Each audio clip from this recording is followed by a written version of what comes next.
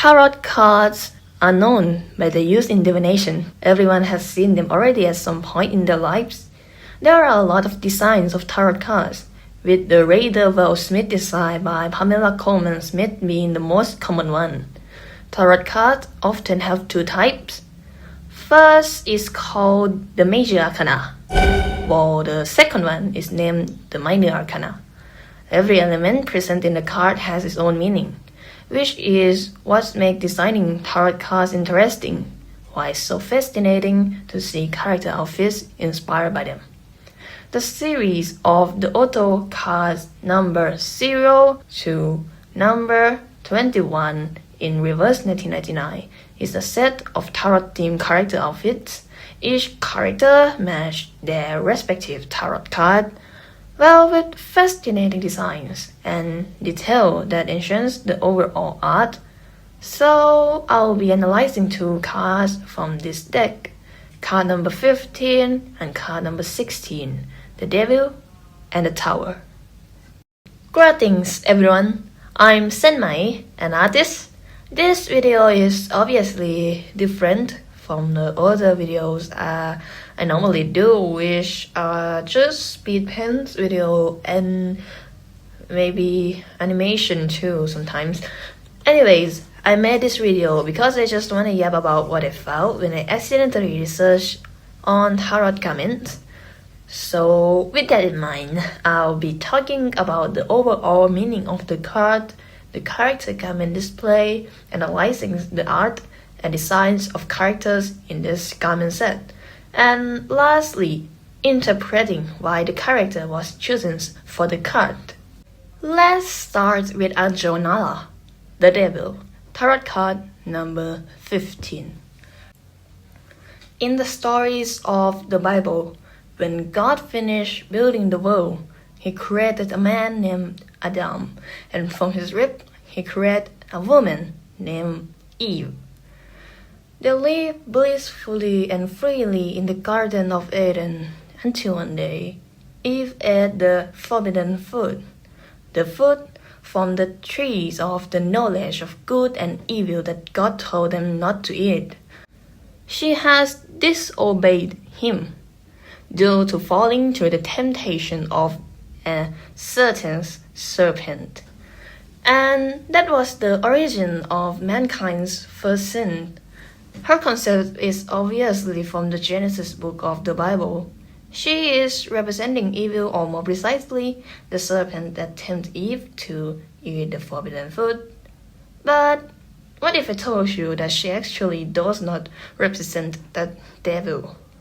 The meaning of the devil in tarot cards is barbaric human instinct, passion, libido, or imprisonment.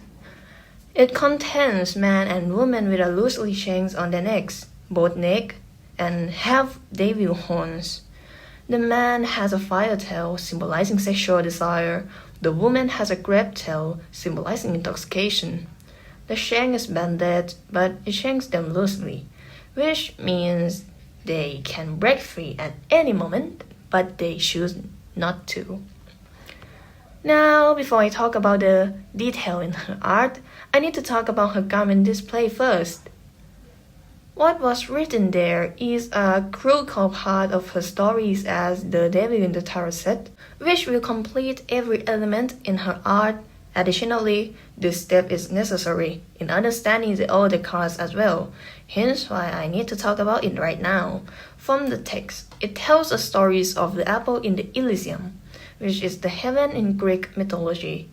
Elysium is similar to an Eden. Why didn't they use the word Eden? That's because it didn't talk about Adam or Eve. Instead, it talked about the starving people. Just from looking at the apple, they could not control their desire to eat it, because wanting something too much can become a sin. The voice of the devil doesn't come from anywhere but from within themselves. They want to own this forbidden fruit forever. At the end of the story, the fruit finds its own place where it can stay peacefully without the judgment of others. From the stories of the garment display, it is clear that the forbidden fruit is Anjuna herself. This connects to her lore as succubus too. As I said before, the devil is about the inner harsh desires of humans, and during the time Angel was sealed, she had to make every desire of her master come true, no matter what it is. Therefore, Angel is the devil not because she is a succubus, but because she is someone who was used as a tool to serve her master. It can be anyone who owns her soul. She is the one who was imprisoned and the one who represents the human desire. Now let's see the in-game Angel splash art in this garment. I'll talk about the art element first. So, as we see, in the tarot garment set of splash art, they generally place the character at the center of the card. The reason is simple because the shape, the silhouette of the art it must be in the silhouette of the card, that is a square, and the center is the best place for character to be there.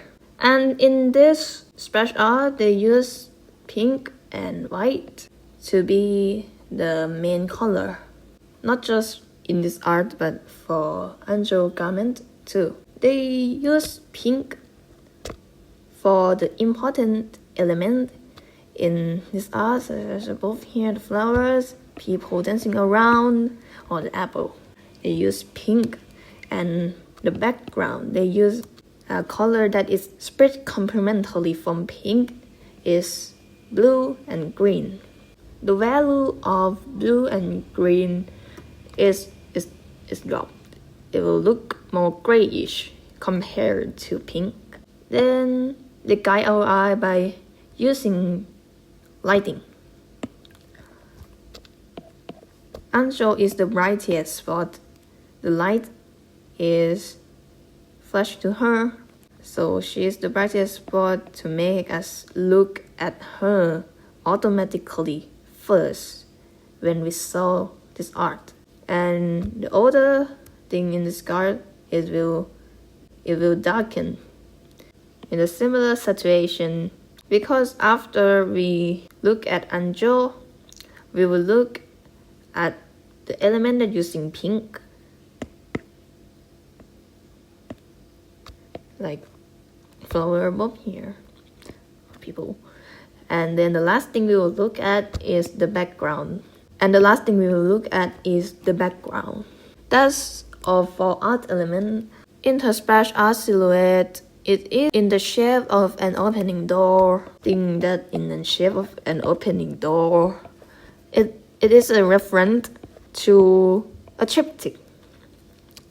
A triptych is an artwork that is divided into 3 sections, or sometimes 5, if that left and right section can open and close. If it is a door and it closes, there will be the 4th and 5th section too in some art, such as the Last Judgment have this shape, it have 5 sections. It mostly appears in Christian art, especially in the Middle Age. And there is a tip trick I found that was a reference in this brush art too. I will talk about it later. Let's see the detail first. With Angel, she's sitting on something I assume at first that is a large flower. In the middle of the garden, where she's seen grabbing an apple that symbolizes the forbidden fruit, or white serpent and black serpent at her feet, is represent good and evil. For forbidden fruit, it didn't describe that it was an apple. But why? We always see it as an apple in the Christian art or in common. It's because an apple is the common food you can find in anywhere in Europe. So the artists use this to, when they paint, they don't know how forbidden fruit look like. So they use apple because it's easy to find and to paint. Everyone saw apple, so. And here, have a ghost scout. Okay, of course, the ghost is commonly used to represent the devil, and God is Anjo Udimo too.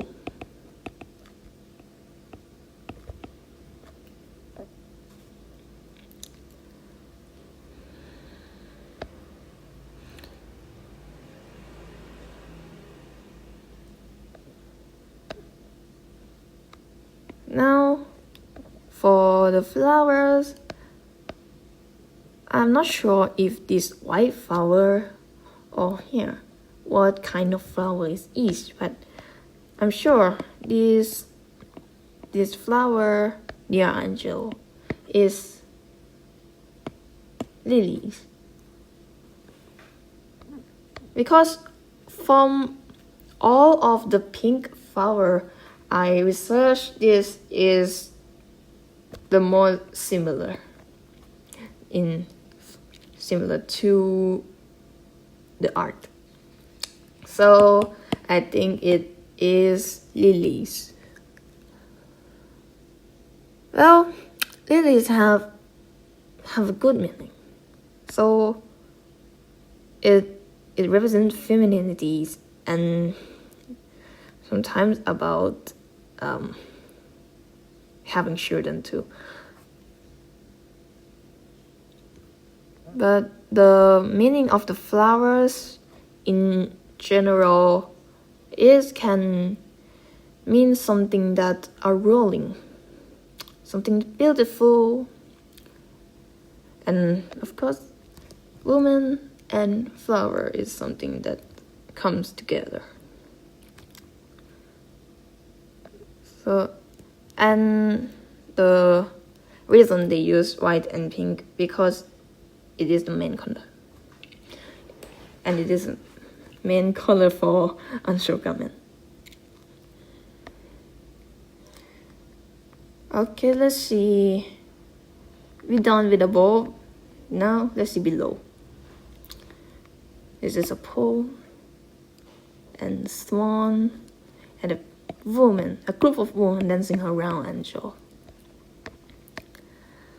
These people, I'm sure these people are women by their shape. Dancing around remind me of witch dancing.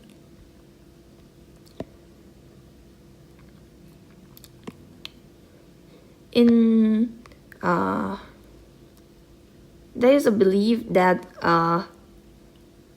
witch is dancing and for doing the ritual to worship the devil. This belief is, of course, popular in Middle Age, that the witch is worship devil. There is an element from the original card, man and woman and chains. But in this art, the man has no fire tail. He still have horn, and he hold a pan foot. So his appearance resemble the pan or satyr. This is the Greek mythology creature that the behave is just like a wild animal that's full of rust. If you search the picture, there will be the picture is still dangerous to put on the video. So this one I choose is the most serious picture.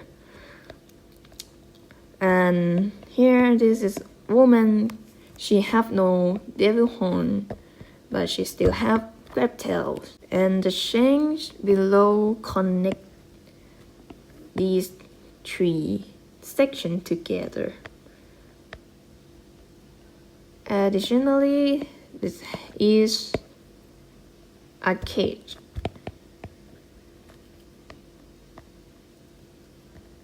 The cage and shanks, yes, imprisonment. And below man and woman feet, there is a thread. This thread ex autolapsus in ima meresis means fallen from the greatest heights, sinking into the deep. This phrase reminds me of the falls of Lucifer and the falls of man, but I believe it may also refer to Angel's backstory. Remember, she once raped half Billy and her sister brutally care. But after her sister's execution, she was hunted down by humans and had to live like an animal, facing many bad things in her life. It was a terrible life from the highest to the lowest of her story. Lastly, if we look closely at the earth, we see there's an eye. Like above the Girl Scout, there's an eye here. And in the flower, it looks like an eyeball too, right? Eye in the flower. And the swan have an eye in the body. Even what I said, I assume it was a flower. No. Actually, it was an eyeball. It is an eyeball all along. Like here. This is an iris. And this is wing. A little creepy, actually. For these eyes, it have meaning. In the context of Bible, the eye is the source of light in the body, while the devil's eye or the evil's eye that represents jealousy, misery, stinginess, or selfish anything that considered as sins. These eyes represent in her garment interaction and her ultimate animation too. Like very cool and creepy at the same time. And let us talk about the chipstick that was referenced here.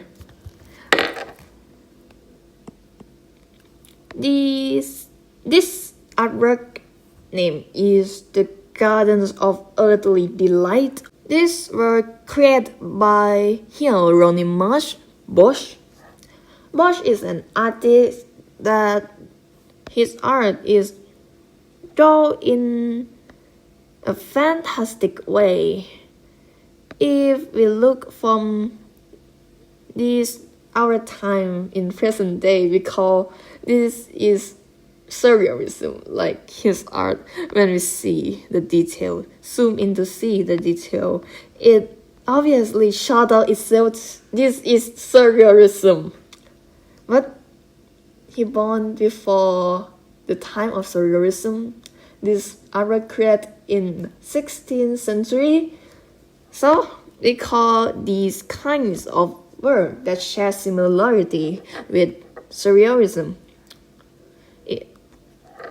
We called it proto-surrealism.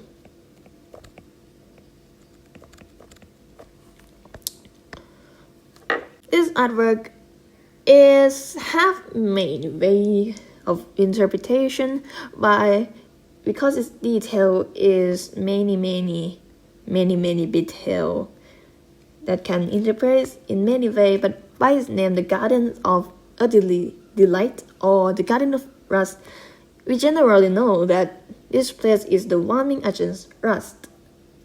But the best description I found is from a German art historian named Ludwig von Bodas. He said, "This is how sin came into the world through the creations of Eve. Her fleshly lust spread over the entire earth, promoting all deadly sins, and how this lead Jews straight to hell. And how this leads straight to hell. The story is from Eden to earth to hell." I saw this thing. I don't know what it is, but the shape is similar to this eyeball. And the center, the pole at the center, and people as well as animal running around the pole is similar to this pole, and people dancing around angel.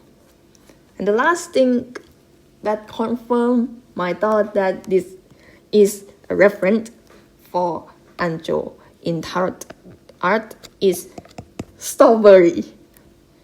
Strawberry in art or literature, it can represent rust too. And in Bosch artwork, in this piece, it has strawberry. Like, it has strawberry. Strawberry here, strawberry here, strawberry here, strawberry here. There's strawberry. And there is grapes. Grapes, I remember from angel interaction. It has some interaction that she will grab a grape. So I think it's also come from this artwork too. Fun fact, strawberry is not berry. It's actually a pure rose. That's for her splash art. And in the designs of her garment, here, the collar is reminiscent of the shackle she has. You can see this from the item description and how flowers symbolizing a rolling temptation and overall represent her charm as succubus. There's a flower here, flower here, flower here too, and this flower. As the cherry on top of her design, there are little eyes elements on her. You can see them from her horn, from forehead have a gold eye. These things is in the shape of an eye too. While it have a petal around.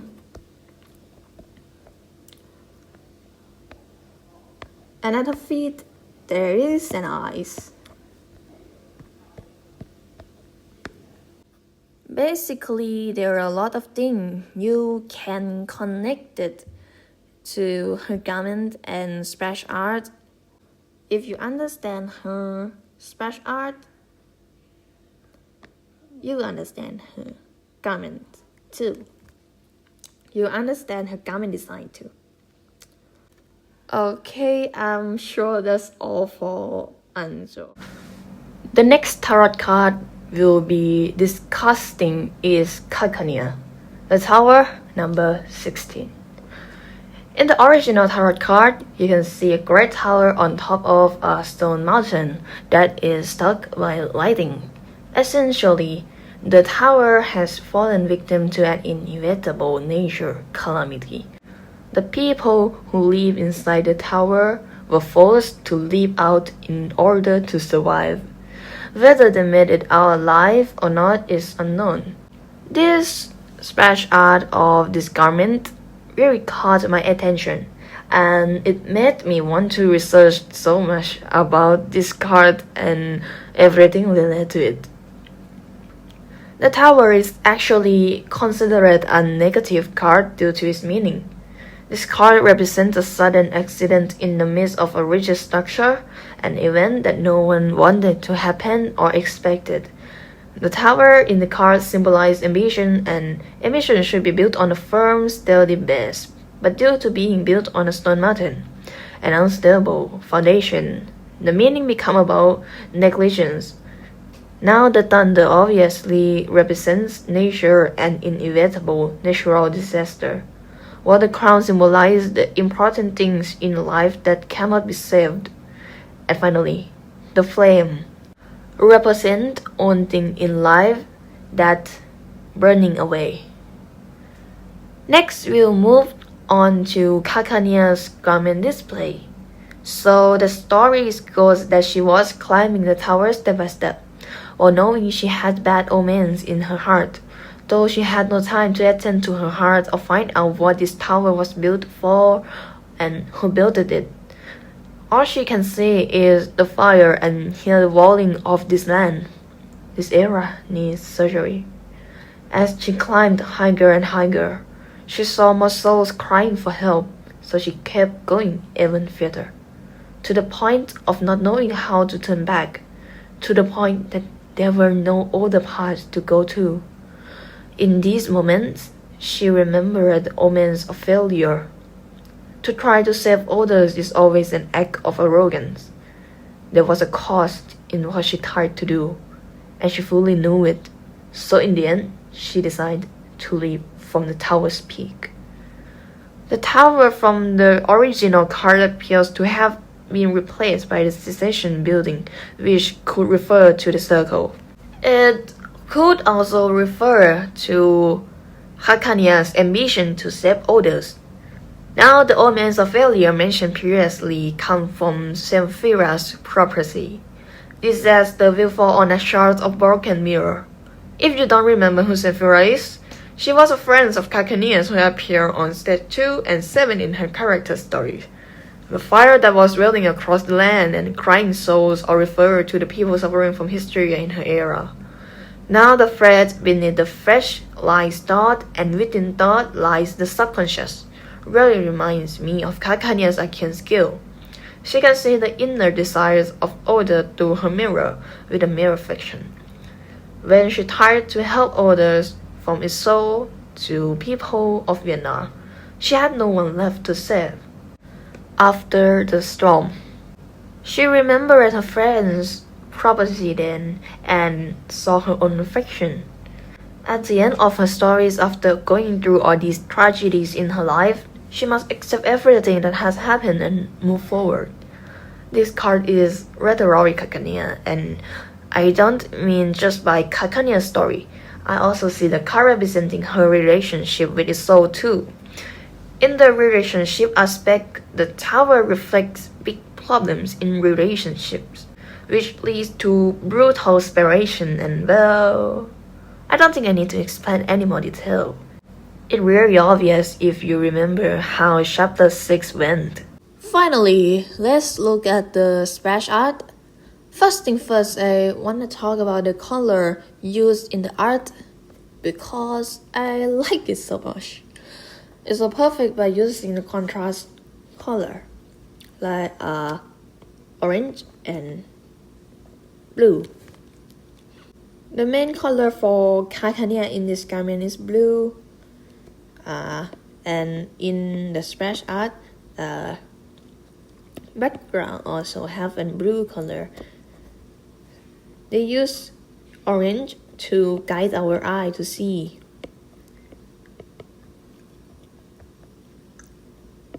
to scope our eye to look in this space. And the tower is the brightest spot. The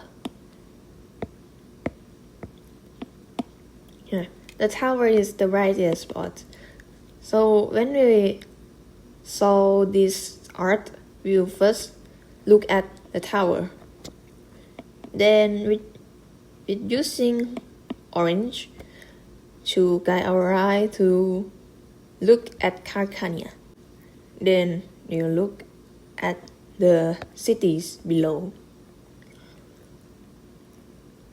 And for above here, the background is purple, and they use contrast color again with yellow. yellow crown, yellow thunder, guiding our eye to look from above to below.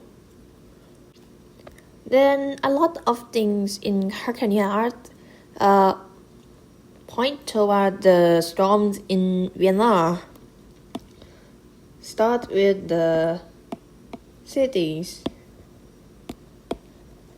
Below Carcania, this is the cities of Vienna being roasted by the storm below, and the tower in the god itself is regularly the secession building. If you look above here,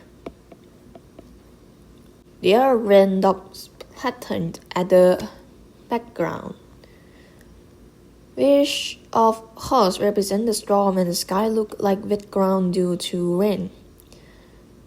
If you look closely to here, the raindrop, this pattern here is look like the raindrop, and you see the blue flowers.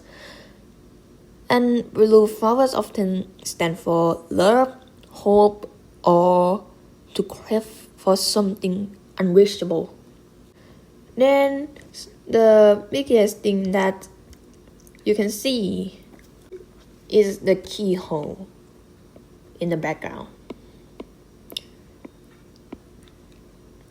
This keyhole is a mirror. Is a mirror by its broken part. You see, it is a reflections of the storms. It is a reflection of the storm. The keyhole also appears on the tower too. There's many. This is a reference to Isolde, as she once said that Carcania is her key. And for the curtain, for the orange curtain itself, is Vienna. Because Vienna is the city of music and art, and with the storm being here, it literally become a curtain call. If I remember it correctly, the last part of Illusion Lake Stele chapter is also named the curtain call, if I remember it correctly. And above here is thunder and a crown. It comes from the original card. Well, let's move on to Carcania outfit. Her outfit is actually a reference from a real nurse uniform worn about the 19th century, and the set of two here is called a shotgun. It's basically a belt hook at the vest and a series of chains for essential item to suspend foam. The name Shetland is come from a French word, which means mistress of a castle. It was a source of a given title before it became a name for a decorative item, which was used to carry keys, watch, scissors, and other household items for women. Now the nurse during that time wore these accessories because it made carrying their essentials a lot easier, as nurse uniforms don't have deep pockets yet at that time. And the last thing I want to talk about is the rod of Asclepius, a rod with a serpent intertwined. It is the symbol of a Greek god Asclepius, the deity of healing and medicine. It has various interpretations. Some sources claim that the snake molding is the symbol of recovery. Others even refer it as an actual parasite in ancient Greek named Dracunculus medinensis, a worm that often lives beneath the skins of patients. So to remove the parasite, the doctor must cut the patient's skin off and use a stick-like tool to rub the parasites out. Anyway, in the present day, the rod of Asclepius is used as one of the official symbols of many international medicine organizations like the World Health Organization. And that will be all for the video. Thank you for watching. My pronunciation and grammar in English may be wrong in some parts because, I'm not a native speaker. Doing a video like this is very new to me, so I hope you all can provide feedback in the comments because I plan to do more videos like this in the future. Again, thank you all for watching this video until the very end. Have a good day.